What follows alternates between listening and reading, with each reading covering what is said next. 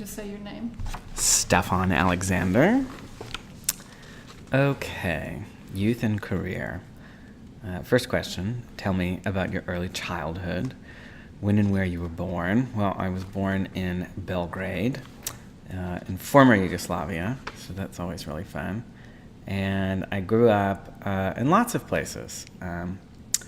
I spent time in Athens, Georgia, in Atlanta, in New York City, in Montauk, and in Belgrade, because my father's American, so we followed the American side of the family, and then all mother's family was in Yugoslavia, so we spent a lot of time going back and forth,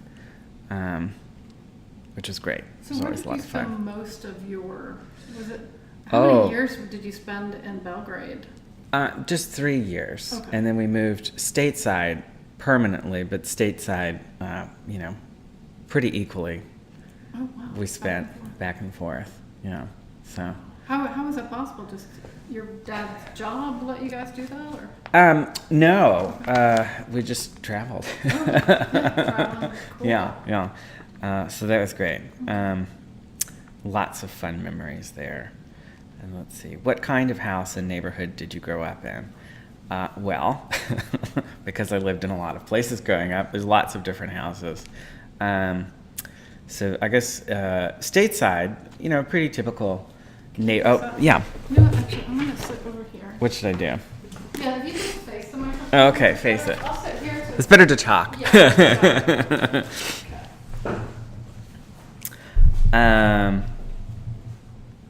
Yeah, I grew up in a really charming neighborhood in Buckhead here, which was great, and it was a fairly traditional house with lots of antiques and lots of stories about each one of those antiques, and so that was a big influence. But Was one of your parents really a collector, or both of them? No, both of them were collectors. Both my parents' families had lots of very long histories and lots of stuff that came along with those histories. So they were, very proud, and they were just always kind of objects that everyone always had in their lives, and then they kind of ended up together. And one of the things we did growing up a lot, though, is we went antiquing as a family. A lot. And you didn't get tired of it, I didn't get tired of it. I still like it today.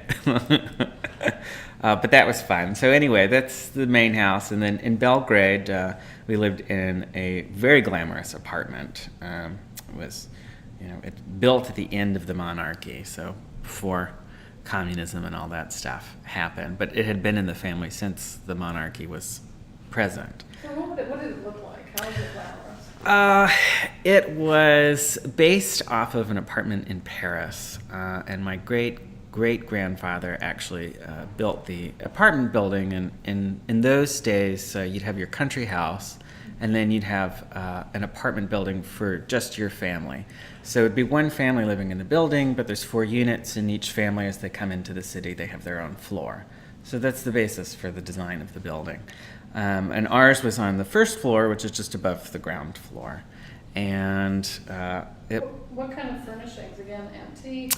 It had lots of antiques because after communism came into Yugoslavia, all the great estates and things like that had to be sold off. So it was very crammed and tethered fabric and all this, kind of very faded glamour. Like tattered fabric, yeah. Oh, wow. That's Yeah. amazing. So that was really fun, and it had just kind of become untouched because, well, one, it's not practical for today's use anyway, because you need a full-time staff just to keep everything up. But that's where we stayed when we were there, and it was fun because you had all the hustle and bustle. Belgrade's a very active city, and it's much. So are you bilingual? Yes, I am bilingual. Yeah. So that would be Serbian. Serbian. Yeah. Yeah, it's really fun. It's fun.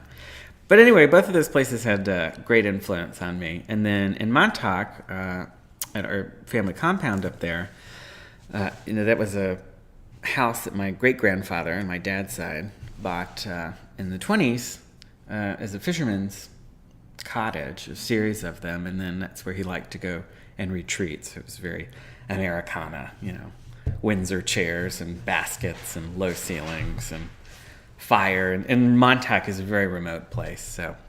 So that's your dad's side, so your mom's side. Okay. Yeah. Interesting. Yeah. So tell me more about the Montauk house, the furnishings. Was it beachy? No, not beachy at all. It's very low and dark and kind of quiet. Decorated, pretty much as it would have been decorated as a fisherman's cottage, and slightly, a little bit better. But my great-grandfather really enjoyed traveling throughout Pennsylvania and collecting early American furniture, and that's where most of that ended up, because his other places were very formal or totally different. I don't think I've shown you that letter before, but my great-grandfather had his mountain house designed by Frank Lloyd Wright. Is that a house you would go to? No, that house was given back to the state because it was built in a state park, and he leased the land, and then they changed the law, so he couldn't lease the land anymore. And the house went with it.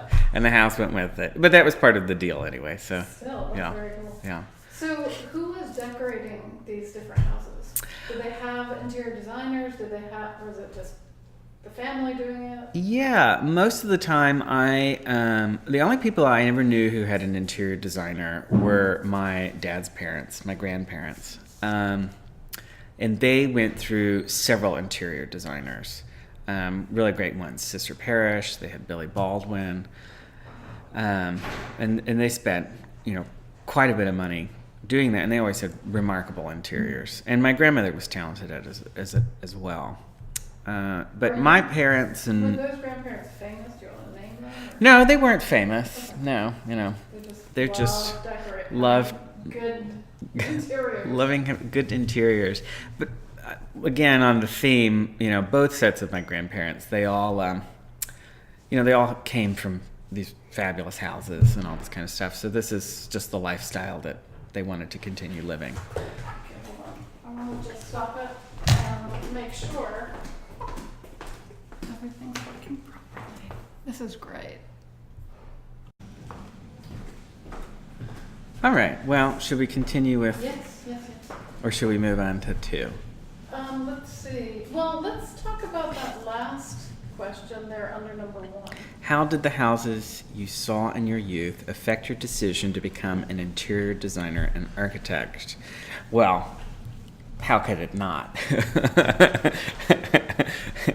I think the biggest thing that interacted was not necessarily how any particular house was decorated, other than my grandparents' house. That had a big impact on color theory that I like. Which grandparents? My dad's parents. Okay. Mm-hmm. But the main thing that really kind of intrigued me was the parties that everyone would throw. And both my parents and both sets of my grandparents were very big into entertaining and formal entertaining. And I just loved, kind of seeing how an environment responds to people in it. How a library is comfortable for one person, in the evening, or a family, and then, at a cocktail hour, it fills up and livens, and, the room just feels great, and nothing's changed in it other than the amount of people. So that I really liked, and I still have very much that kind of philosophy now in how I decorate. I'm very into entertaining, how the space flows, comfortable for one person just as it's comfortable for 30 people. I think that's a big human nature, human necessity is and kind of being in the South too, and spending so much time here, it's just, entertaining is kind of just in the air. So were you excited when the kitchen trend went toward larger kitchens? No, because I really don't like kitchens. Why is that? They're very utilitarian, and they can be beautiful, but I cannot stand when people congregate in the kitchen when there's a beautiful room. Well, you know what? Maybe that's the testament. Maybe the room may look nice, but it doesn't. It's not beautiful for life, so that's fine. which I like because everyone always hangs out in my living room and no one stands in my kitchen. Upon being stuff. Yes. So when people come to your house, do you usher them away from the kitchen? No, how I kind of design my house as a loft is I do cook a lot and I entertain a lot. So although I do not like kitchens, my kitchen needed to be pretty central in the place so that if I'm in the kitchen, I can still be part of the party. But then I also wanted to be able to close it off, so I kind of built a little walled island in the middle of my space that has draperies that I can close when I've got catering staff there, or I can have it open if it's just me cooking, with friends. But pretty much the way I kind of laid out the furniture there was really how my grandmother had the furniture laid out in her big drawing room. And it just kind of works well. People just gravitate towards whatever nook in the room. There's probably 4 different seating arrangements in it, so there's lots of variety and choice. But that's one fun thing too, is kind of seeing where people will congregate, where they kind of feel, what corner they feel the most comfortable in. That's interesting. Okay, how about number 2? All right. What were you like in high school? Pretty much the same I am now. So extroverted. Very extroverted. Yes. Were you one of the popular kids, or? No, but I don't really think we had popular and unpopular kids. The high school I went to was Westminster here in town, and it was extremely academically focused.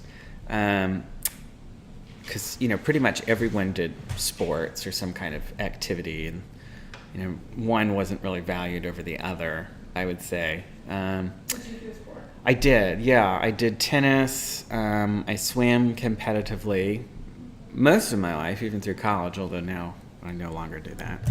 And then I did cross country. So it was pretty active. How did you dress?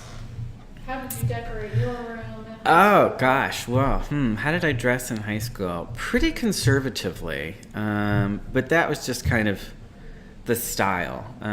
So, what would a typical outfit be? An Oxford shirt and chinos and, nice loafers and sometimes the navy blazer. We didn't have a uniform at Westminster, but that's just kind of what everyone liked to wear. It was very preppy. It's a preppy crowd. And what about your own room? When did you make that transition from just having a kid's bedroom to a room that really looked decorated? Well, it's fascinating enough. I never had a kid's bedroom. My grandmother, Dad's mom, again, very passionate about decorating. And she decorated my bedroom, before I really understood what she was doing.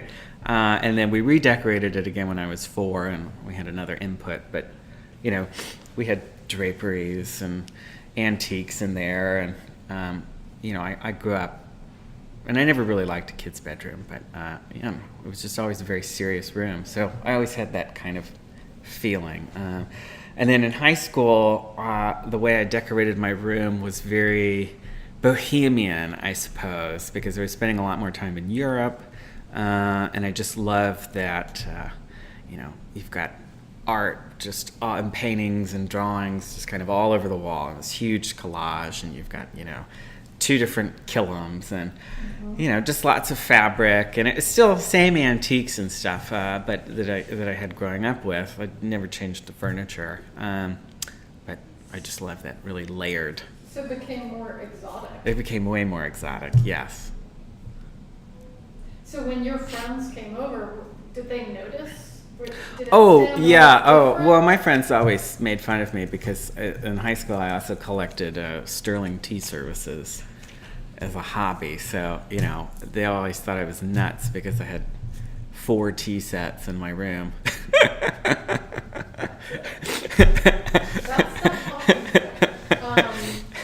That's fascinating. So really by high school, it sounds like you were already an interior designer.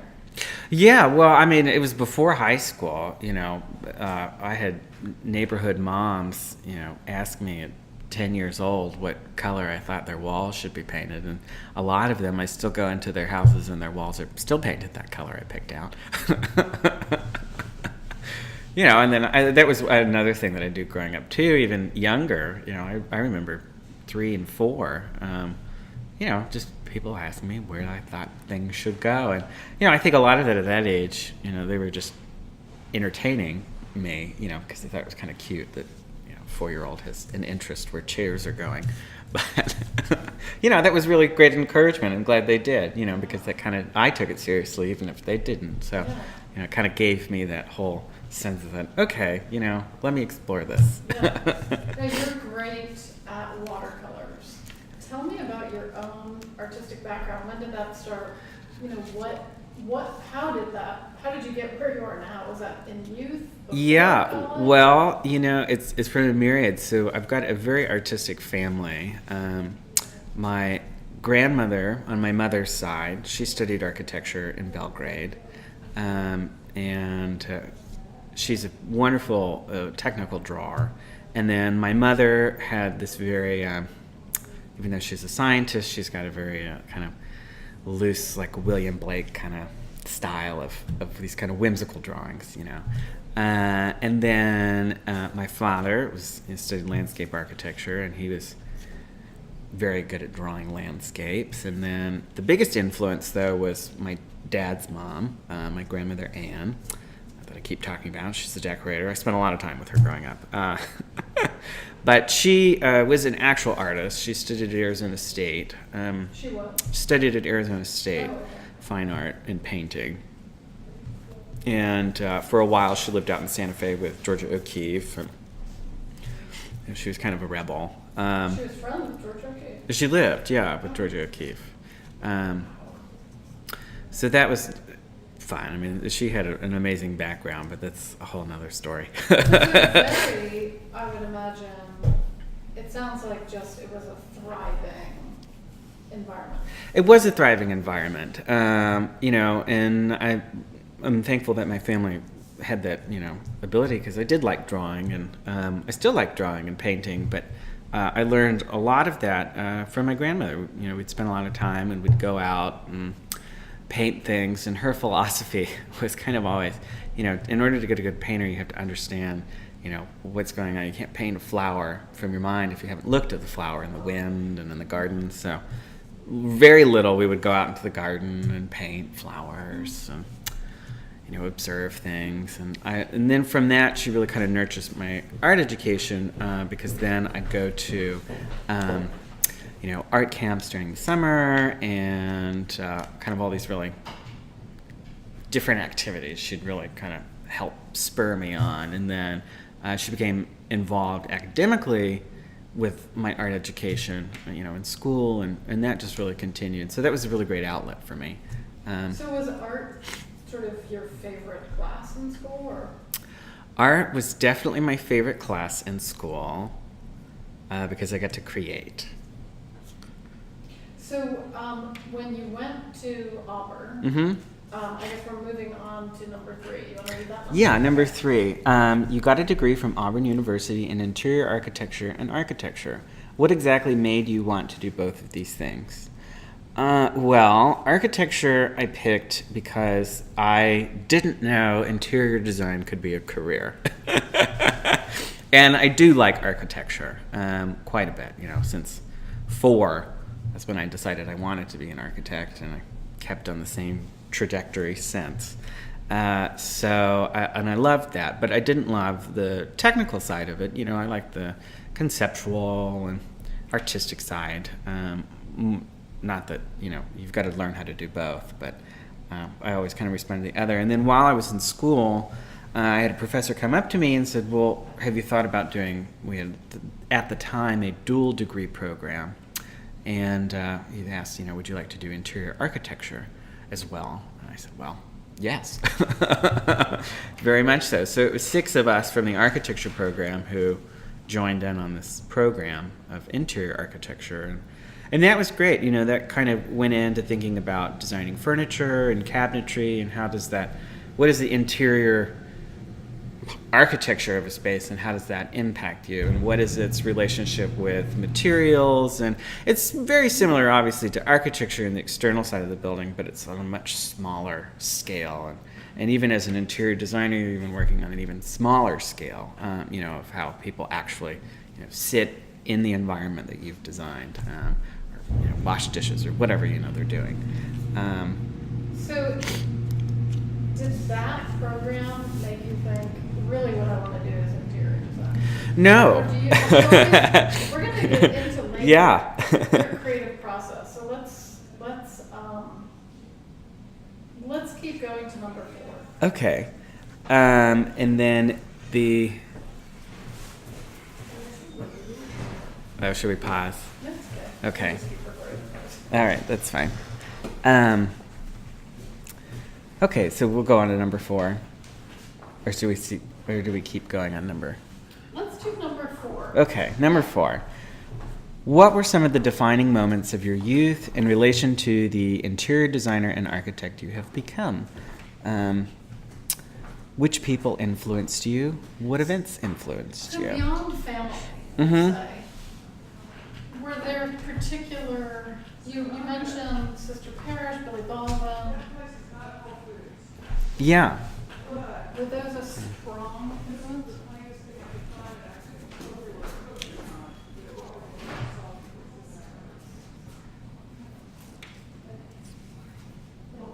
Thank you so much. Okay. So were there particular architects or designers who influenced you? Yes. That was there were lots. I loved Andre Palladio, the 4 books on architecture. My first copy of that book, I literally tore to shreds because I just You and Peter are Palladio, Palladio fanatics. Fan But I'd flip for hours and hours and hours on that drawing, and just kind of trying to understand, okay, like what to me makes this beautiful? Like why is this so successful? And then I flipped through lots of other. I loved Robert Stern's book growing up. Pretty much anything I had access to architecturally, I really enjoyed. I loved lots of books on kind of antebellum architecture and that kind of whole Greek revival aesthetic. I loved Victorian houses so much. Another book that I read was Walter Downing's book, The Architecture of the Country House. I read that one back and forth because it was interesting to me. It was the first book, albeit a very Victorian one, on philosophy of how one should design a house, how one should decorate said house, how the house should interact with the landscape, down to what colors your staff should wear. So it's really, that was a really interesting one. So the full picture. It was the full picture, and I think that was the first book that I ever interacted with that had that kind of although it is one man's philosophy, but it was just interesting to me that's what it, this kind of complete idea. Someone sat down and thought through all of that. So did you have interaction with professional architects and interior designers growing up? I did. People were yeah. that was their job. Not so much interior design until in high school. And architecture, I interacted with several architects. And that was always really fun. The biggest one that I had that I spent the most time with was Bill Baker here in town. And he kind of took me under his wing and really, we had a fun time. He really kind of sat down and taught me, classical residential architecture, and I worked on several things with him. But I'd come over one Saturday and just sit with him in the office, and we'd go through all that kind of stuff. And sometimes I'd come during the week, and it was fun. It was a really good time. We spent several years doing that. Was that in high school or that was college? starting in middle school and in high school. Yeah. And through him, I met various people. I met Suzanne Kassler, and she was a big influence at the beginning because she was kind of the first person I met that did interior design on that kind of scale. And then, we met Beth Webb and all the others. Awesome. Okay, what about number 5? Okay, your bio says you began your interior design business while still in college. What sort of projects did you get in those early years? Very interesting ones. Ones that most college kids don't get. Going back to the New York aspect of the family back in the beginning, my grandmother was a socialite up there. So many of her friends knew that I was studying architecture and in college. And, it's just kind of a fun thing. They'd say, oh, well, why don't you come design a bathroom for us? And then that bathroom would then turn into, well, I'm decorating the dining room and the living room and, all these kinds of fun things. So many of my clients were in New York, and then a few of them were in Alabama. I was always friends with people who were much older than me. So one of these friends asked me to design their house down in Alabama, in Auburn, and we did that, and then I ended up decorating that. And, I formed just a little business, that I could do while in college. And how did your style then relate to your style now? Do you look back and say, wow, that was different?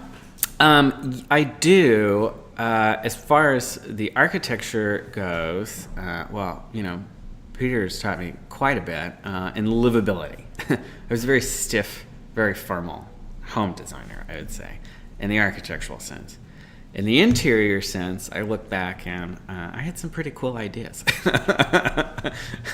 And I like that I really took the time in college, especially with my own places. I didn't have just the poster on the wall. I wanted to experiment. It was my canvas, much to most of the people I was renting from's chagrin. Oh, I paint, in my first apartment, I think it was in this 30s building, and then, I found out that there were hardwood floors underneath, so I ripped out all of the carpet, and I painted the cabinets, and I took out shelves, and I moved furniture around, and at the end of the walkthrough, they were like, whoa, how did your unit change so much? And I said, oh, it was just like this when I got it. I'm sure it increased the value. Oh, it did, yeah. Oh, it was great. And then, another place I decided to paint my bedroom, and, I think the color was called Electric Salmon. And then I had all white furniture, and it was a very large room, and I had a big white canopy bed, and then all the wood parts I had painted black, so it was very graphic. And then in my last place, I rented a farmhouse in rural Alabama, and I lived there, I guess, for 3 years. I painted everything black. The floors, the walls, ceilings, everything was black, and it was very dramatic, and it was great. It was really fun, and I designed that house solely because, in the evening, I kind of wanted the walls of the house to disappear, and, I had a dining room table then for 14 people, because it was a very giant house. And so it was all white with all these black chairs, and I loved it because at night you'd light candles and it just kind of appeared the table was floating in the room. So you were all of 20? I was all of 20. I don't even think I was 20 then. Maybe 19. That is impressive. It was a great house. And the bedroom was really fun, too. Like Black Box Theater. It was, yeah. It was. And then the living room there, for some reason, I decided to do red floors. And I draped all of the walls in this. I searched and searched and searched for the cheapest fabric I could find. And I found this, acetate that people use for lining. But I could buy it for 25 cents a yard. So, of course, I could afford 100 yards of this shiny fabric. So I draped the entire room, and it was 15 or so feet tall. It was a deep charcoal color, which was really fun, with this red floor. And then over the mantle, I couldn't afford a large mirror, so I bought all of these little dollar mirrors from the dollar store and antiqued them, each one, and then hot glued them to the wall. There's something to be said for decorating on a budget. Oh, yeah. Right? Yeah. And I couldn't afford to recover all of my furniture, so I just decided that I would paint it. So I painted all of the furniture cream. So you were what years in college are you?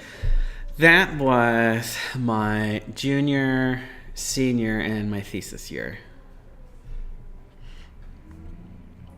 And your friends were probably thinking this is incredible. Oh yeah, I mean that was always the fun, is to get an invitation to my house, because then you get to see the craziness. But that's, I love throwing dinner parties in college. I thought that was just a fun way. I don't really like large crowds, and not saying I'm totally opposed to going to a bar, but that just wasn't my favorite thing to do. So I liked being at home with friends and having a great evening that way. Even if we're eating macaroni and cheese, it can still be a nice experience. So what's the ideal size for a party? Oh, an ideal size for a party. I like 22 people. 22? 22. Including you. Including me. Oh my gosh. Okay, how about number 6? Number 6. Your bio says you moved to New York City for 1 year. Tell me about your time there. What exactly did you do that year? Where in New York did you live? And how did it influence your style and goals? I did. I moved to New York right after my thesis year because I had 2 large clients with interior design from what I had started in college.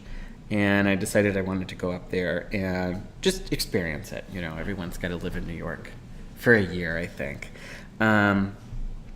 So I did that, and I worked on a project that's very near and dear to me, which is Bunny Mellon's former townhome for the Whites, who bought it after her. And there's another big family connection there, in that Bunny was a great friend of my grandmother, and then the Whites' parents were friends of my grandmother as well. So since I had kind of gotten back into that social circle, they had asked me to help them decorate. Was that in New York City? It is in New York City. Mm-hmm. And then that was just really great. They really taught me a lot, a different side of interior design that I didn't know. Fabric brands and fabric houses and furniture and, all these kind of things that, kept me going in the interior design field. Again, as I mentioned, I love learning how people live, and what do they know, and how can I, capture their dream and in their home. And so that was just interesting, because I get to learn just all of these little nuances and things that I knew of, but I didn't really know what it was. And you learned how to have clients over an extended period of time. Yes. Did it last a year? I did. Well, it's lasted well after I came back to Atlanta. We spent about 2.5 years on that project. And then as soon as we finished, they sold the house. So I'm glad we got it photographed and published. And where was that published? That was in World of Interiors. So you were published in World of Interiors very young. Yes. Tell me, jump to that. Yeah, well, I don't even really know how it happened. I had had this party, and then Min Hogg, who was the former editor of World of Interiors, came over to a cocktail party at the White's house as we were finishing up. And, she asked, who's the decorator? And then, Claire points over to me, this little 21-year-old. And then Min was like, well, that's very impressive. We got to watch him. And then later she called me up and then asked if she could have someone take pictures and submit it for World of Interiors. And that's how that happened. So that was great. That was my first magazine I was in as me, Stefan Alexander. So that was very exciting. It's kind of hard to follow up, too. Everything else is kind of, No, but all publications are great. But well, how did that, just jumping here, how did that getting published there affect your career? At that point, when it was published, you were back here. Yes, right? Okay. I was. Yeah. It gave me a seriousness. Not that I'm not a serious person, but because of a young age and things like that, it's hard for people to take you too seriously, even if you know just as much or more than they do.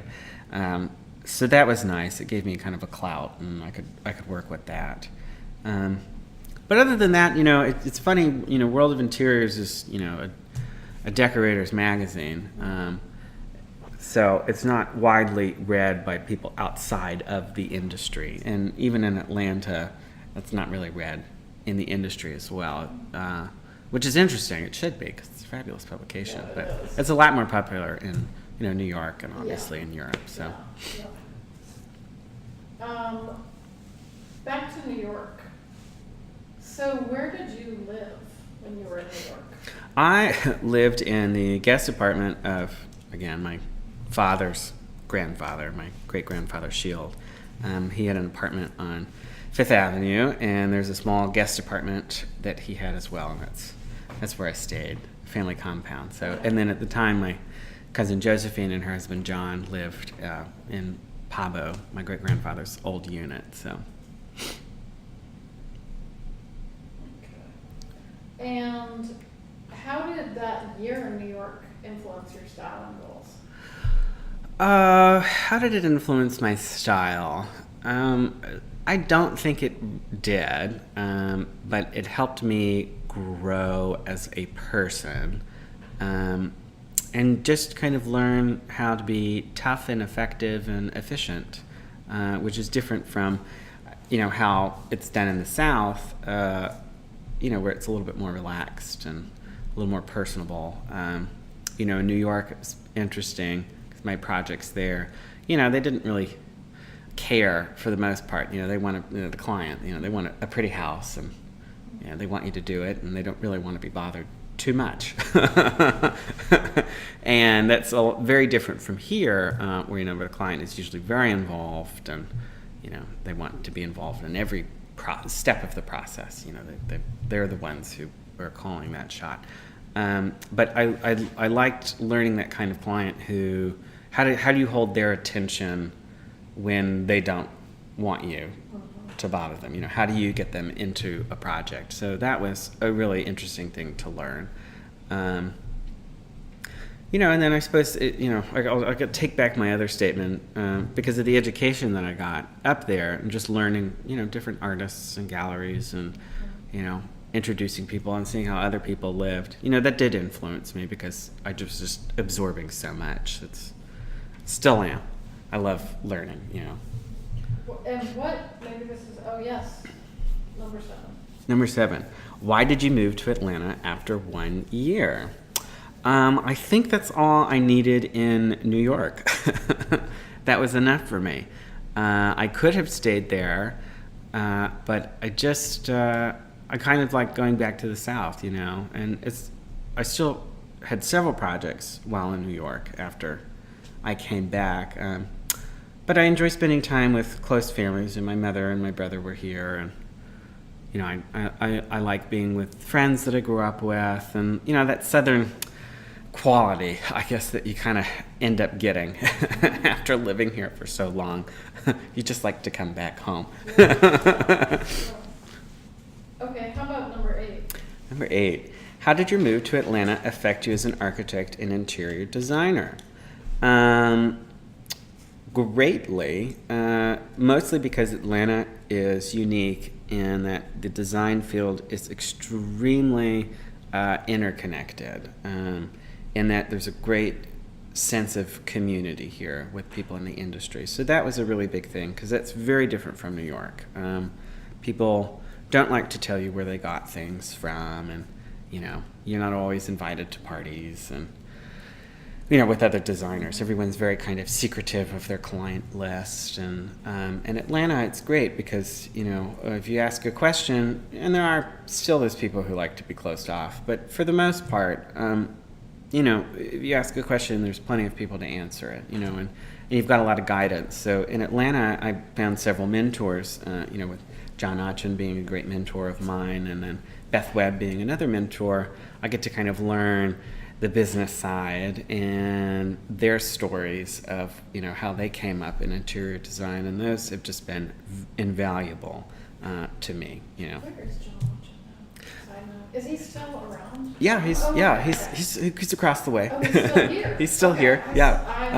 I I have lunch with him every Monday. Oh, I last saw him 10 or 12 years ago. Yeah. Oh, yeah. He's great though. Well, he kind of stopped being published by local magazines, and at that point, I was an Atlanta editor-in-chief, not New York anymore. So, Mhm. in fact, I think I met him when I was still a New York editor. Oh. Because it made sense. He was Yeah. already, you know. Yeah, no, John's had a very fascinating career. He had a huge design industry. He had 30-something people in a furniture line and an antique store, and because he published all that time. And then he decided that it was just too much. He didn't want to do that, so he pulled the plug on all of it. And then He's still working. he's still working as interior design, but his big thing was, okay, and luckily he was financially able to do that from how big he had gotten, but he said, well, I want to pick my clients, and I want to do 2 to 3 great projects that take, 2-3 years to do. And he's very involved in clients' art collections, and they travel a lot, and he does these very kind of methodical, almost meditative, style of interiors, even though his style is very graphic and bright and all that. But I really like that and admire that about him. And whereas Beth is just kind of entering into that first part of his big career, and that she's doing the product line release, and her office is getting bigger and bigger and bigger, and so it's kind of fun to have the stories of someone who's done that and someone who's just about to do that. That is brilliant. And that is something that in Atlanta you get to have. And they're both dear friends, and I think Atlanta is probably the only place that you can really have that as a young designer. Yeah. That's interesting, because I never saw Atlanta. It's funny, because being a Shelter magazine editor here, that was just normal for me. Yeah. Because I was not doing that when I was in New York. Mhm. So I just thought, this is the way it is. Yeah. Fascinating. It is really fascinating. Okay, how about number 9? Okay, when you look at your body of work over the years, in what ways do you think it has evolved? I think it's become a lot more edited. I know it's become a lot more edited.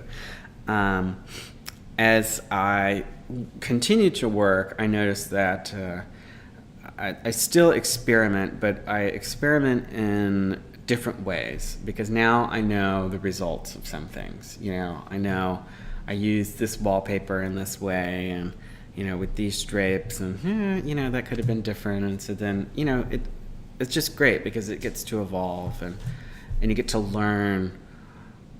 You continue to get to learn on how things work. How to arrange furniture better, and how to hang pictures on the wall better, and how to look for certain fabrics, in a different light. And have you had room? When you say more edited, do you also mean they've become more minimal? No, I don't. Not necessarily more minimal. I'm all for a very full interior, but that doesn't necessarily equate to lots of little things and knickknacks. And I like everything to have not necessarily a meaning, but what would I say? A presence. I don't. And it's the same in architecture too. I strive to have things that look like they belong there. Nothing is just there just because, just for the sake of being there. And so in that sense, I think it's very edited, in that, each object, each lampshade, I try to have a craft associated with it. I'm not saying that everything's got to be, fabulous, but, the way you place things and what you pair them with, something that's pretty mundane can become fabulous. And then now that object's got presence and soul to it. So. And we'll get into creative process next time more, but just last question on that. Do you still go to antique markets? We're generally like shopping. How does that, is it a lot of custom? Is it? It's become a lot more custom recently. And I like that a lot, because then I can really dive into my head and kind of come out with something, whether it be a console table or chair or whatever. As far as shopping for antiques, though, that's one thing that I've done, my whole life, and continue to, but I don't find the need to have to use them. And a lot of that is just with the level of clients that you get as well, whereas you're doing an interior, on a lower budget, well, antiques is a great way to kind of get that unique, tailored to them as much as you can interior. Whereas now, we can design something that really is for the client. It's for them and how they live. And then now the antique is not just, this. What would I say? It's not a. And I'm trying to. What am I trying to say here? It's not. An heirloom, maybe? No, it's not. It doesn't become that. Chair, that kind of armchair that just to like sit in. That we designed, the space filler, I guess. Now it's treated more as a sculptural piece. Mm-hmm. So I think that elevates the antique piece a lot more. And it becomes more gallery-like. I like that. So you're building around it. You're building around it instead of with them, and I think that makes them a lot more impactful, a lot more tailored, and they become more special, which they are. Antiques are great treasures. So. Awesome. Yeah. Okay, let's stop there for now. Okay. Because I know it's an hour's a lot to be talking.